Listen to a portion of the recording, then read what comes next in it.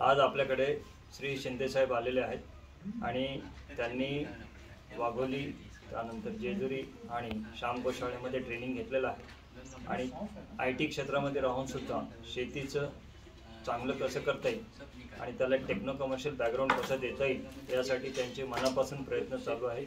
कोकणातले आहेत आणि मराठी माणसाला सुद्धा त्यांच्या इंटरव्ह्यूचा फायदा होईल यासाठी मी शिंदे साहेबांना विनंती करतो की तुम्ही या 3 दिवसामध्ये काय काय शिकलात ते आमच्या मराठी दर्शकांना सांगा आणि त्याच्यामुळे बाकीच्या सगळ्यांचा फायदा होईल अशी अपेक्षा तुमच्याकडून आहे. कॅमेऱ्याकडे नमस्कार, मी हनुमंत शंकर शिंदे, राहणार खेड, taluka Ratnagiri.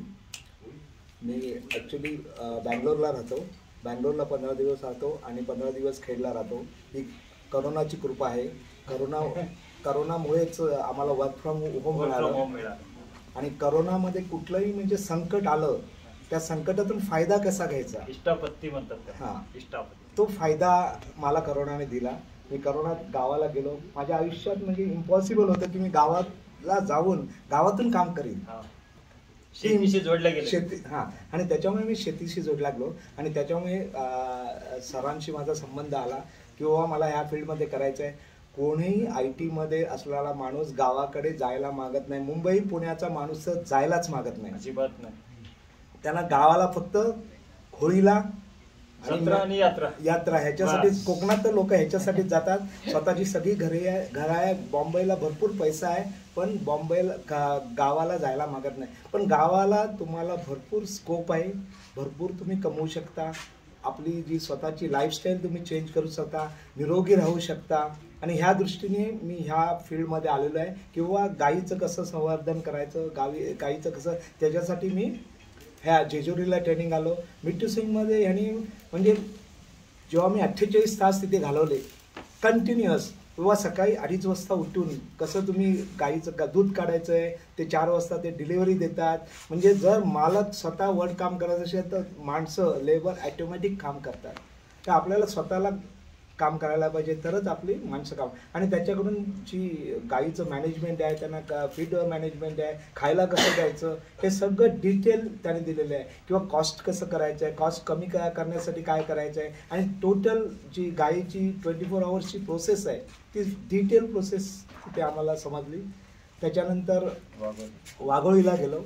वाघोळीला totally different other way, म्हणजे तुम्हाला फीड मॅनेजमेंट कसं करायचं आहे. तुमच्याकडे जर आहे तर तुम्ही फीडवर 0% कसं करायचं, बाहेरून विकत घेण्यापेक्षा स्वतः कसं प्रोडक्शन करायचं आणि स्वतः कसं आपल्या गायींना खाणं तुम्ही डेव्हलप करून देऊ शकता, त्याच्यावर टोटल. त्याच्यानंतर त्याने जे एक फार्म डेव्हलप केलं होतं की त्याच्यात कंप्लीट सगळ्या प्रकारची तुम्ही झाडं लावू शकता. आणि हा फार्म मॉडेल वाडी मॉडेल त्यांनी डेव्हलप केलं, तो एकदम उत्तम त्यांनी सांगितलं. त्याच्यानंतर इथे श्याम गोशाळेत आलो. श्याम गोशाळे झाले 2 दिवस एकदम उत्तम, म्हणजे गावच्यासारखंच राहण्याचं आहे. उद्वहन सरांनी जे सांगितलं, तूच सोडून जे गोमूत्र प्लस आहे किंवा त्याच्यानंतर शेण प्लस आहे, ह्या प्लसचा कसा फायदा घ्यायचा. आपलं फक्त आपण जेव्हा गाईचा विचार करतो फक्त दुधाचा विचार करतो, दुसऱ्या गोष्टीचा आपण विचार करतो. पण दुसऱ्या गोष्टीमधून तुम्हाला दुधापेक्षाही जास्त पैसा कसा मिळू शकतो तर त्याची उदाहरण दिलं. गोमूत्र तुम्हाला मॅक्झिमम कितीला तुम्ही विकाल, आम्ही सांगितलं 100 रुपये, 50 रुपये. त्यांनी सांगितलं तुम्ही 5,000ला विकू शकता पर लिटर. म्हणजे हे महत्त्व, एवढं महत्त्व आपल्या गाईच्या गोमूत्राला आहे आणि त्याचं महत्त्व आपल्याला समजून घ्यायचं आहे. आणि ते इकडे आल्याशिवाय आपल्याला ते समजणार नाही. म्हणून हे 2 दिवसाचं ट्रेनिंग, म्हणजे टोटल जे 4-5 दिवसाचं ट्रेनिंग उत्तम आहे. आणि त्याच्यामुळे फ्युचरमध्ये आपल्याला काय करायचं आहे ते आपला मार्ग मोकळा झालेला आहे आणि त्याप्रमाणे पुढे करणार आहे. धन्यवाद. स्टार्ट. नमस्कार. I welcome Pranesh Debarma from Tripura. In first time in my life, in my 35 years, many people from all over India has come to me at training for Pune, then Wagholi, then Jejuri, then Sham Goshala. But I appreciate the dedication and devotion of Pranesh Debarma. He has come from Tripura, so I welcome you and please tell your experience to our viewers about what you learned in Jejuri, then what you learned in Wagholi, and what you learned in Sham Goshala. Please. Good afternoon. My name is Pranesh. I come from Tripura. Let me tell you in short what I have learned in Jejuri from Mr. Mitu Singh. In Jejuri, I have learned how to manage the farm animals, how to manage, how to know their behavior, and in 24 hours span of time, how many hours you have to spend in dairy farm, and what are the works, what are the hurdles you have to face, and how to tackle it. That I have learned, and feed management I have learned that, and how to control the animals, and how to prevent from not to get diseases. Those things I have learned. And in Wagole I have learned regarding silage, and regarding Azola I have learned regarding that, and that was a very good experience. And Sham Gosala I was not ready to come here. Actually, sir told me yes. Then I came here, but after coming here, I came to know new things, realized that it was worth coming here, and I have learned about how to heal the Mother Earth.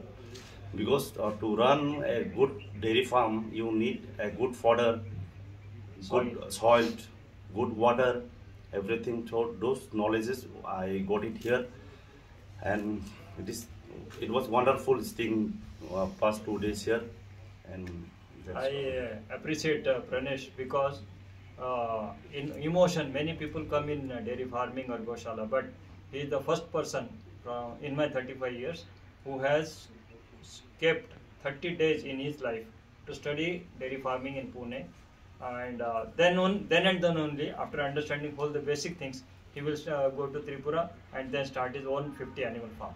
Thank you, Pranesh. Thank you, sir. Let us welcome a factory owner plus cow lover and a cattle feed manufacturer.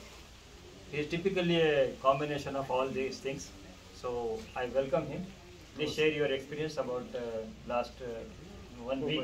Yeah, about Jejuri, and as you are from Karnataka, also tell some message to Karnataka. Why to take practical training? Please. मेरा नाम नितिन श्रीयन है। जैसे sir ने बताया कि मेरा corporate background है और मैं बिजनेस में हूँ फिलहाल। तो मेरा मेन इंटेंशन था काउ फार्मिंग, एग्रो टूरिज्म के बारे में मैं ज़्यादा फोकस्ड हूँ। तो इस सिलसिले में मैं यूट्यूब पे वीडियोस देख रहा था, तो डॉक्टर योगी जी के कुछ वीडियोस देखे जो ज़्यादा इंस्पायरिंग थे। तो इनका एक 4-5 डेज़ का ट्रेनिंग सेशन था। तो जेजूरी ऐसा देखा तो स्ट्रक्चर्ड वे में था, क्योंकि एक फार्म है, एक ट्रेनिंग एनिमल्स है, एग्रीकल्चर फार्म है, और फिर बाद में प्रोडक्ट ट्रेनिंग स्ट्रक्चर्ड वे में है। तो काफ़ी फ़ायदा हुआ है ट्रेनिंग का। और जैसे हम लोग मिट्टू सिंह के फार्म में गए थे, तो उनका जो गाय के तरफ प्रति जो प्रेम है, जिसे प्यार से मैनेज करते हैं सब चीज़, इंक्लूडिंग स्टाफ, गाय, मतलब एक एसेट जैसा ट्रीट करते हैं। मतलब बोलो ना कि एक लगाव है, इन्वेस्टमेंट है और लगाव है। और उनका जो ब्रीडिंग क्वालिटी है बहुत ही ज़्यादा बढ़िया है। और वो जो हार्डवर्क करते हैं फ्रॉम, उनका जो पूरा शेड्यूल इतना टाइट है, और वो इन्वॉल्वमेंट ज़रूरी है। हर एक फार्म ओनर को वो इन्वॉल्वमेंट ज़रूरी है। उसके बाद हम वाघोली गए थे फॉर ट्रेनिंग। वहाँ पे एडवांटेज है फॉडर मैनेजमेंट, क्योंकि सबसे ज़्यादा जो कॉस्ट है, कॉस्ट कैटल पूरे डेयरी फार्म मैनेज करना, वो है फॉडर। अगर आप फॉडर इन हाउस रखते हो तो आपका खर्चा बहुत कम होता है, तो आप प्रॉफिटेबल जा सकते हो।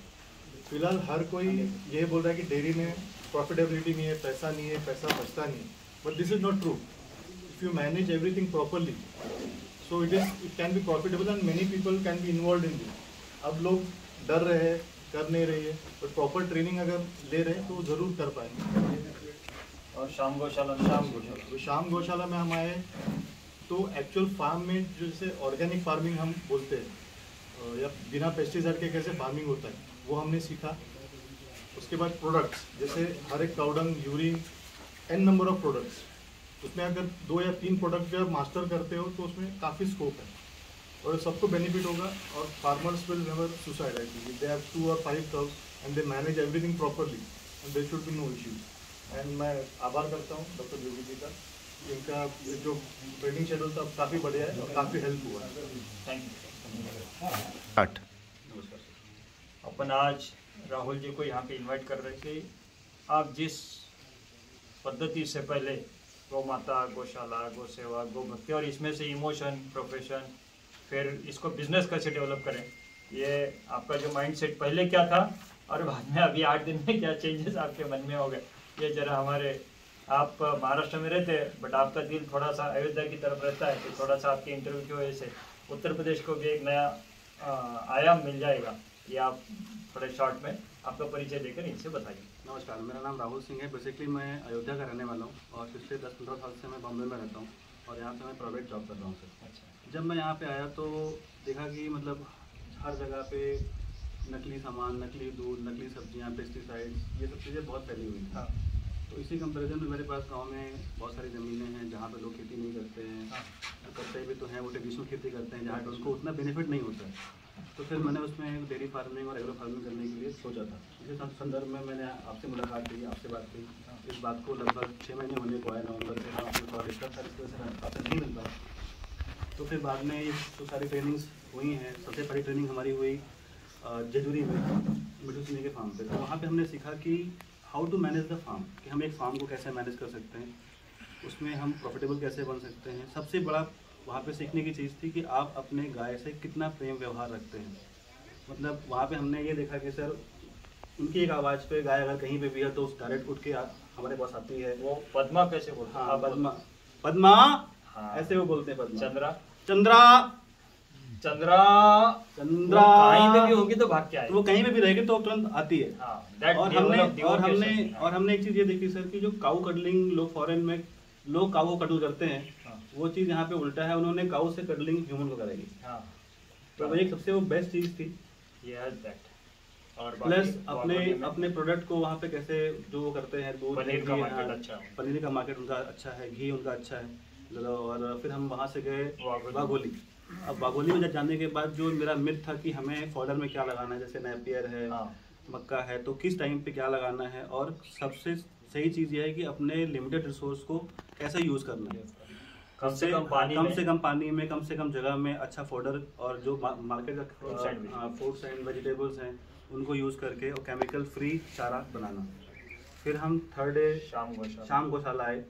यहाँ पे हमने ये सीखा कि जो फॉडर यूज़ करना है उसको अगर केमिकल यूज़ नहीं करना है तो उसमें क्या हम कर सकते हैं। बायोपेस्टिसाइड, खाद, जो भी हम लोग खाद डालते हैं, यूरिया, NPK, वो हमने देखा कि यहाँ पे हम अपने घर पे, अपने फार्म पे बना सकते हैं। आपने यहाँ पे फिनाइल बनाया? हाँ, हमने यहाँ पे सर फिनाइल बनाया। घर पे लेके जाएंगे? बिल्कुल ले जाएंगे। आपके घर वालों को दिखाएंगे? बिल्कुल दिखाएंगे सर। ये इंटरव्यू वो देखेंगे? बिल्कुल देखेंगे सर।